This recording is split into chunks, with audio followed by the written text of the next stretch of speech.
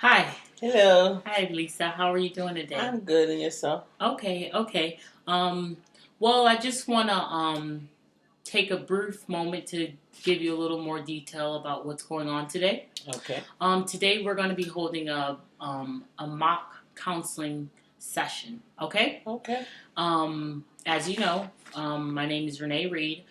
I am a student at Medaille College for the graduate program for mental health counseling. Mm-hmm. I'm not a licensed counselor.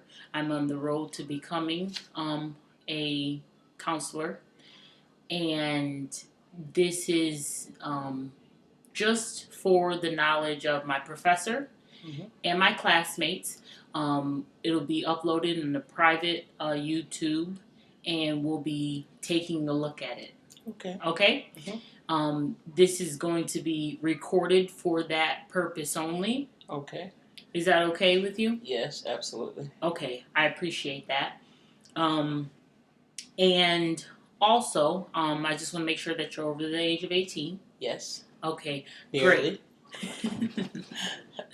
Great. Great. Along with the other things I mentioned, I also typed up just a quick consent form. It's basically just addressing everything that I just discussed with you, and it gives me permission to counsel you under my certain restrictions, okay? Absolutely. So here's the consent form. Just look over it for me for a brief moment.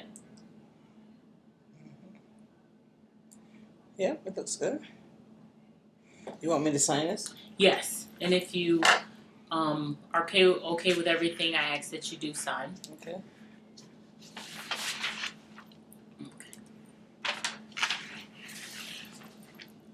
Okay. Thank you, Lisa. You're welcome. Okay. Now, how familiar are you with counseling? Have you ever been to counseling before? No, I never had counseling before. I've heard about it, and I never saw a need for it, so I guess I never had it. Okay. Well, for the most part, people come to counseling, to get some issues resolved, or to basically get some help with some problems they may be facing. Okay. Another important aspect of counseling is getting in touch with our feelings. Oh, okay. Okay.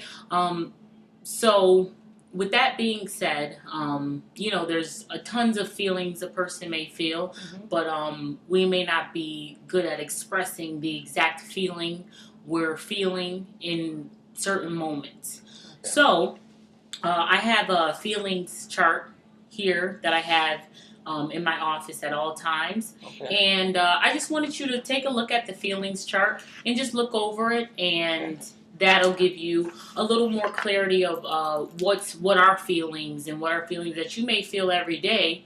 You just may not be able to express it well. Okay. Yeah, I see a few on here. Okay. Okay. So that's the feelings chart. Like I said, it'll be right up on my wall. Okay. And maybe later on in the session, I'll ask you, if you feel like expressing a feeling to me. Okay. Okay. All right. Yes. Sounds good. Okay. Thank you. Now, you can cut it off. Cut what off this? Yep. Press stop. Where is it? Oh. Lisa? Yes. Lisa, what do you want to discuss today? Well, one thing that I've been thinking about is my husband's weight. Okay. If we can talk about that. Sure. Tell me a little bit about your husband weight. What's the problem in your eyes? Well, he's overweight. He overeats. Okay. He's got sleep apnea, and the doctor says that's contributed to his weight. Okay. And they said if he lost weight, then he could really actually cure himself, or not really cure himself, but the sleep apnea will go away. Okay. Yeah. So you're basically just concerned that he's overweight. Mm-hmm. He has been diagnosed by the doctor with Yes. sleep apnea. Yes.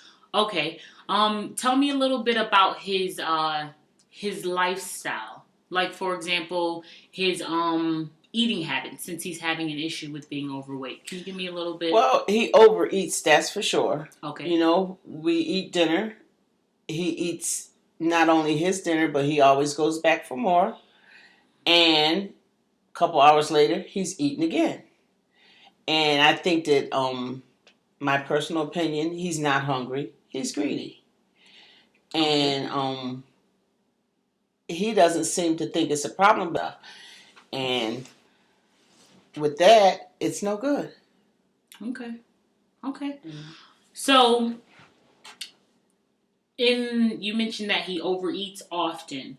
Who would you say does the cooking in the house? Does he cook or? No, he doesn't cook. I cook. Okay. I cook healthy. I'm very conscious of what I cook, what I put in, and stuff that I cook stuff that's healthy for him. Not a lot of fried stuff, not stuff like that. Very healthy. I think I cook very healthy for him. Okay, well that's good. I noticed that you're concerned about his overeating, Mm-hmm. and you're telling me that you cook healthy for him. So that's an excellent thing that you're doing in your control to kind of help him not eat as much. Right. But it's not working. He eats up a lot. Okay. Well, at least you're doing what you can to help. Right. Okay. Absolutely.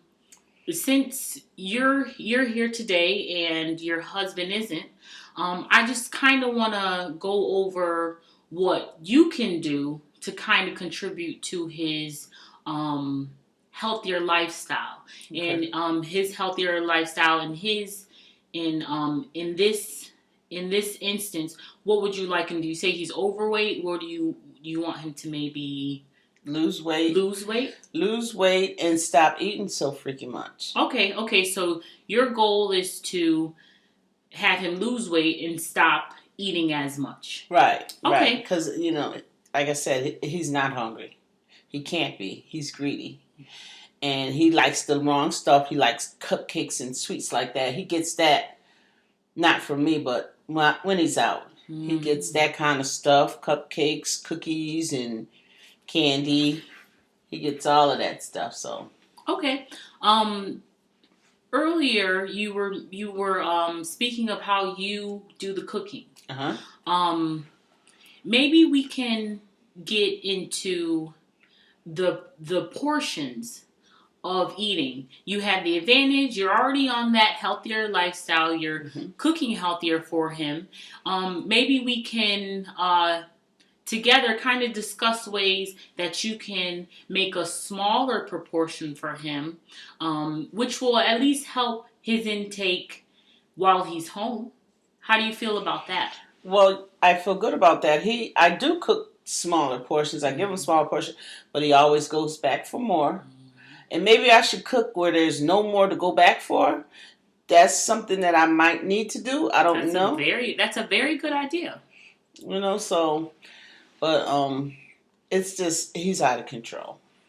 Okay. Well, I hear your concerns, and I'm so glad that you come here today for another perspective and ways to kind of get his weight under control. Mm-hmm. Okay. So, you're in the right place. I just suggest for now maybe we work on what Lisa can help her husband with. And since you cook and you kind of do the food, maybe we can lessen the food, maybe from even bringing it in the house. How does that sound? Is that kind of reasonable for now? It's reasonable, and I have cut back on the food. I don't buy snacks. I don't buy chips, cookies, pops, stuff like that. Mm-hmm. But that doesn't mean he doesn't eat it. He gets it. When you say that he gets it, what do you like? Maybe from other sources? Give me a little bit. When he goes out, I guess, because if I get in his car, he's got donut wrappers in there, and soda cans, and it's too much. Chips, tater chips bags, popcorn, anything he eats it. He does, and he loves a good meal. He eats hearty good meals too, but he still likes the snacks too. Okay. So when you are having these conversations with your husband, it's an argument. It's not a conversation. Yes, he wants to eat what he wants to eat, but he also, I think, he wants to be healthy. Okay. But he's greedy. Okay. So. Well, at least you're having the conversations with your husband about this. Yes, absolutely. That's a good thing. You see a problem and you're doing the best you can to address it. So I want to commend you on that. Oh, thank you. Okay. So if we were to go into another session, I would basically just kind of work on the proportion part. Since you do the cooking, you do the preparation for the food, I would want to go that angle. Let's look at other ways to do healthier dishes and not even buy as much, so where he won't even be able to get second or third proportions. Yeah, that's a good idea. It is, and I try not to cook as much, but it's always something left over, and he'll go for it. Okay. We'll just start there. Okay. I know that you're already on top of that. Let's just revisit it and see how on top we are. Okay. Of the proportions. I want you to just be even more mindful than you are when grocery shopping. Do that for about the week, however often you want to cook this week. And then when you come back, or if you were to come back to another session or another mock session, I would be interested to see how that worked out. Okay. And how that played out at the the dining room table, wherever you guys eat. And then we can kind of go from there and see what other options we can explore to kind of get this weight thing under control. How does that sound? Sounds good. Okay. Sounds good. Okay. Yeah. Now, Lisa, now that we're coming to a close to our first session, we're kind of wrapping things up. How are you feeling? What are some feelings you're feeling right now? Can I see your chart? Oh, yes. Let's see what we got here. I feel hopeful. Hopeful as, we can get to this. Maybe I can help my husband. Okay. And I'm happy. Okay. Those are excellent feelings. Okay. Well, I just want to again thank you so much for coming out and letting me use you for my counseling mock session. Just as I stated before, I'm just a student in practice to become a licensed therapist. I'm not there yet. Close, but not quite yet. I do have some information for you that I can pass to you for a licensed therapist. We can look up that together, a therapist that would best suit you and for your husband if you want to join him in counseling, okay? Okay. I'll get that information for you once we close the session if you would like it. Okay. And again, I just want to appreciate you and thank you for coming out. You did an excellent job. All right, great. Thanks. Okay. Yep. Thank you so much. Absolutely. Lisa. Yep.